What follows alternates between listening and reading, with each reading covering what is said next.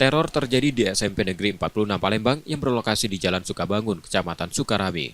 Dua orang pelaku terekam kamera CCTV saat masuk ke area sekolah dan memecahkan kaca ruang kelas serta ruangan lainnya menggunakan martil. Komite sekolah yang mengetahui kejadian itu langsung melaporkannya ke Polrestabes Palembang. Menurut keterangan pihak sekolah, peristiwa serupa sebelumnya juga terjadi pada 28 April 2025 dan kembali terulang pada 9 Mei 2025. Aksi dilakukan saat sekolah libur. Akibat perusakan tersebut, tercatat 36 kaca ruang kelas dan pos security pecah. Ada pemecahan sejumlah kaca yang berjumlah kurang lebih 36 unit.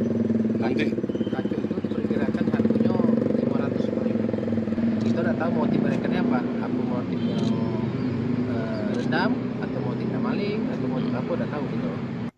Pihak sekolah berharap pelaku segera ditangkap agar kejadian serupa tidak terulang. Karena teror ini membuat pihak sekolah takut dan khawatir. Yudi Kiswanto, Kompas TV, Palembang, Sumatera Selatan.